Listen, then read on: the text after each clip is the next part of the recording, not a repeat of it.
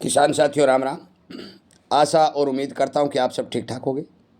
साथियों, आज मैं आपको यूरिया के ऊपर संपूर्ण रिपोर्ट पेश करने जा रहा हूं। मैं आपकी जानकारी के लिए बता दूं कि जो रिपोर्ट मैं पेश करने जा रहा हूं वो रिपोर्ट गौर करके सुनिए, क्योंकि थोड़ी लंबी रिपोर्ट है। चीन द्वारा, हमारे भारत द्वारा, विदेशों के द्वारा जो सिस्टम चल रहा है, यूरिया की लगातार कमी देखी जा रही है, किसान को दर दर ठोकने खानी पड़ रही हैं, खाद नहीं मिल रहा है। इस बारे तमाम जानकारी इस रिपोर्ट के अंदर हमारे पास जो आई है, हम आपको वीडियो के माध्यम से पहुंचाने जा रहे हैं। पूरी सुन लीजिए। और एक बात और बता दूं, यदि आपको सच्ची और सही रिपोर्ट चाहिए तो हमारे चैनल को सब्सक्राइब कर लीजिए, शेयर किसानों तक कर दीजिए, ताकि किसानों को भी इन रिपोर्टों के बारे में जानकारी मिले। क्योंकि जो रिपोर्ट हम दे रहे हैं वो रिपोर्ट आपको कोई नहीं देगा। हम किसान होने के नाते ये रिपोर्ट आप तक पहुंचाने का काम कर रहे हैं। अब सुनिए यूरिया के ऊपर संपूर्ण रिपोर्ट। चीन ने अभी जो हाल ही में आई है वो बता रहा हूं मैं। चीन ने उर्वरक निर्यात पर प्रतिबंध लगाया, जिससे युद्ध के कारण पहले ही कम आपूर्ति और अधिक प्रभावित होगी। रियार्स द्वारा 19 मार्च 2026 फोटो का विवरण। एक कर्मचारी चीन के जिज्ञासु प्रांत के लियानयुंग बंदरगाह पर 15 फरवरी 2025 को एक मालवाहक जहाज से उतारे गए उर्वरकों के बोरे के पास खड़ा है। छवि में दिए गए समाचार लेख का हिंदी में अनुवाद दिया गया है। ऑस्ट्रेलिया, भारत, जापान और अमेरिका के विदेश मंत्री अपने यथाकथित कवार्ड समूह में नई जान फूंकने की कोशिश कर रहे हैं। युद्ध अवरुद्ध, हार्मोस जलमंडल जल मध्यम मध्य से होने वाली शिपमेंट, समुद्र के रास्ते होने वाली कुल आपूर्ति का लगभग 1/3 हिस्सा है। मार्च के मध्य में बीजिंग ने नाइट्रोजन, पोटाशियम उर्वरक मिश्रणों और कुछ फास्फेट किस्मों के निर्यात पर प्रतिबंध लगा दिया था।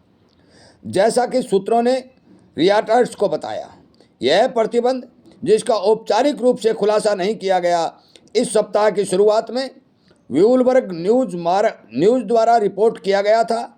सूत्रों ने बताया कि यूरिया के लिए मौजूदा प्रतिबंधों और निर्यात कोटा के अलावा अब केवल कुछ मुट्ठी भर उर्वरक, विशेष रूप से अमोनियम सल्फेट का निर्यात किया जा सकता है।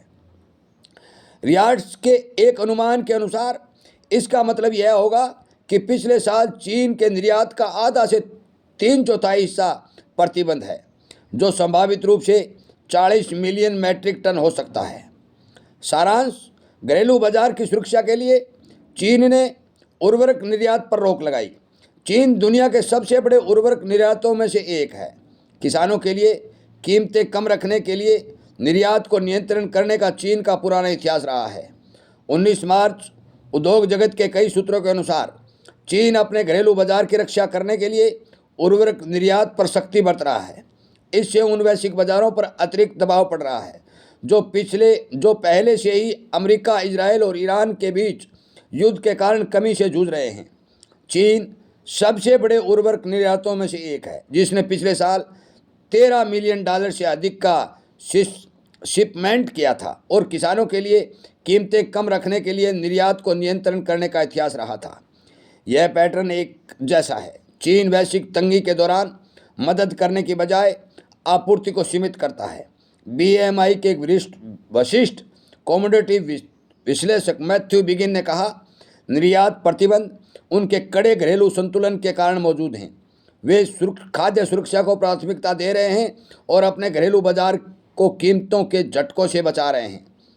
बेजिंग के अंकुश जैसे ही पिछले हफ्ते परिष्कृत ईंधन निर्यात पर प्रतिबंध लगाने का उसका कदम ऐसे समय में आया जब सरकारें उन उत्पादों के निर्यात को सीमित कर रही हैं जिनके इनपुट युद्ध से उत्पन्न व्यवधान के कारण खतरे में पड़ गए हैं, जिससे दुनिया भर में कमी और उच्च कीमतें बढ़ रही हैं। अंतर्राष्ट्रीय स्तर पर यूरिया की कीमतें युद्ध पूर्व सत्रों से लगभग 40% बढ़ गई हैं। चीन में यूरिया फ्यूचर 10 महीने के उच्चतम स्तर के करीब है। चार्ट शीट 10 देशों द्वारा चीन के उर्वरक निर्यातों को दर्शाता है। चीन पर निर्भर उर्वरक पौधों की वृद्धि और फसल की उपज के लिए आवश्यक है। उच्च कीमतों के कारण उनके उपयोग में कमी आ सकती है, या किसान ऐसी फसलों की ओर रुख कर सकते हैं जिन्हें कम उर्वरक की आवश्यकता होती है। पिछले साल चीन ने ब्राज़ील, इंडोनेशिया और थाईलैंड को उनके उर्वरक आयात का लगभग 5वां हिस्सा भेजा था और अंतर्राष्ट्रीय व्यापार केंद्र के आंकड़ों के अनुसार मलेशिया और न्यूजीलैंड के लिए यह आंकड़ा 1/3 था। भारत के लिए इसके आंकड़ों के अनुसार यह लगभग 16% था। इस समाचार अंश का हिंदी अनुवाद नीचे दिया गया है। चीन सीमा शुल्क आंकड़ों के रिटायर्ड विश्लेषण के अनुसार उन निर्यातों में से आधे से 80% के बीच अब प्रतिबंध है। हालिया प्रतिबंधों के संदर्भ में नई दिल्ली स्थित एक उर्वरक कंपनी के अधिकारी ने कहा कि खरीदारों को उम्मीद थी कि चीन आगे आएगा और आपूर्ति की कमी को पूरा करेगा, लेकिन इस फैसले से आपूर्ति और भी कम हो जाएगी। मामले की संवेदनशीलता के कारण कंपनी अधिकारी के नाम बताने से इनकार कर दिया। भारत ने युद्ध के कारण गैस संकट के चलते चीन से यूरिया मांगा। संक्षेप, भारत ने चीन से यूरिया की कुछ खेप बेचने की अनुमति देने की अनुरोध किया क्योंकि मध्य पूर्व में युद्ध ने उर्वरक उत्पादन के लिए आवश्यक गैस आपूर्ति को बाधित कर दिया। भारतीय अधिकारियों ने ब्राजील से निर्यात प्रतिबंधों में ढील देने का आग्रह किया क्योंकि तरलीकृत प्राकृतिक गैस की कमी ने कुछ घरेलू संयंत्रों के उत्पादन को प्रभावित कर दिया। भारत ने चीन से कुछ यूरिया कार्गो की बिक्री की अनुमति देने के लिए कहा क्योंकि मध्य पूर्व में युद्ध ने देश के गैस आपूर्ति में कटौती कर दी, जिससे कृषि प्रधान देश में खाद्य उत्पादन को खतरा पैदा हो गया। भारतीय अधिकारियों ने अपने चीनी समकक्षों से निर्यात प्रतिबंधों में ढील देने पर विचार करने को कहा क्योंकि बढ़ते संघर्ष के कारण तरलीकृत प्राकृतिक गैस की आपूर्ति बाधित हो रही है। LNG एक प्रमुख फीड स्टॉक कच्चा माल है। इसकी कमी के कारण दक्षिणी एशियाई देश भारत के कुछ उर्वरक निर्माताओं को अपने प्लांट बंद करने के लिए मजबूर होना पड़ा। यह जानकारी मामले से परिचित लोगों द्वारा मिली है। यह भी पढ़ें, US की छूट के बाद भारत ने 30 मिलियन बैरल रूसी तेल खरीदा। यह कदम उन असामान्य उपायों का संकेत है जो देश प्रमुख वस्तुओं को सुरक्षित करने के लिए उठा रहा है क्योंकि ईरान ने अमेरिका इजरायली हमलों के वैश्विक बाजार को उलझा दिया है और खाद्य व ऊर्जा आपूर्ति के लिए जोखिम पैदा कर दिया है। उन लोगों ने कहा कि चर्चा जारी है और अभी तक कोई निर्णय नहीं लिया गया है। जानकारी देने वालों ने नाम छिपाने का अनुरोध किया क्योंकि मीडिया से बातें करने के लिए अधिकृत नहीं थे।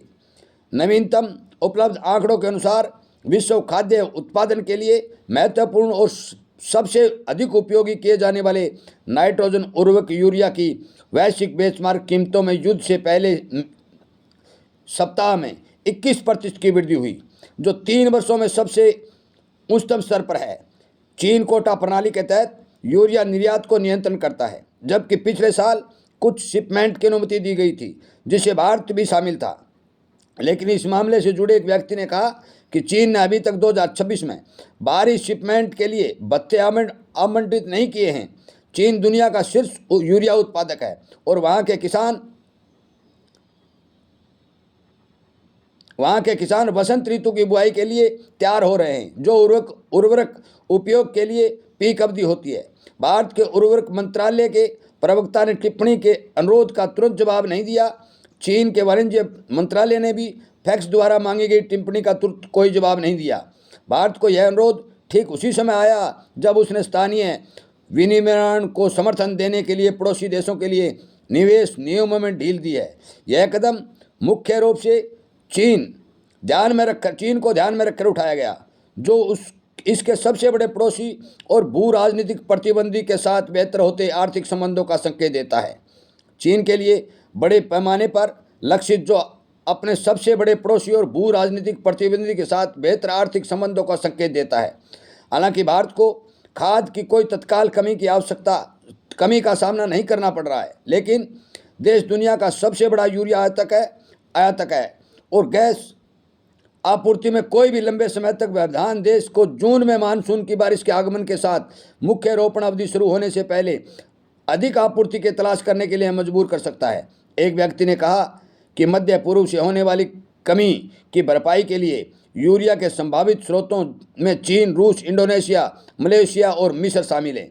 उर्वरक मंत्रालय के अनुसार भारत ने 31 मार्च को समाप्त होने वाले वित्तीय वर्ष में अब तक 9.8 मिलियन टन यूरिया का आयात किया और अगले 3 महीनों में अन्य 1.7 मिलियन टन आने वाला है।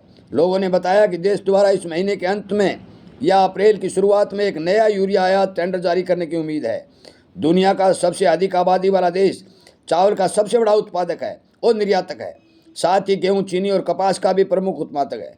कतर, जो कि एक प्रमुख LNG आपूर्तिकर्ता है, ने मध्य पूर्व में शत्रुता शुरू होने के बाद पिछले सप्ताह भारतीय खरीदारों को ईंधन की शिपमेंट में कटौती कर दी। उर्वरक निर्माता, जिन्हें भारत में गैस आवंटन के लिए प्राथमिकता में दूसरे स्थान पर रखा गया है, उन्हें अपनी आवश्यकताओं का लगभग 70% मिल रहा है। और वोलमार्ग की पिछली रिपोर्ट के अनुसार कुछ कंपनियों ने पिछले सप्ताह से उत्पादन में कटौती करना शुरू कर दिया है। साथियों, ये विशेष रिपोर्ट मैंने आपको यूरिया खाद के बारे में पढ़ के सुनाई। अब आप अनुमान लगा लीजिए कि यूरिया की कमी होना तय है। सावधानी आपकी रहेगी, सरकार की रहेगी, और सरकार का फर्ज और धर्म बनेगा कि वो ज़्यादा से ज़्यादा कोशिश करे कि किसानों को जिस तरह भी से भी हो यूरिया की पूर्ति करने में अपना योगदान दे।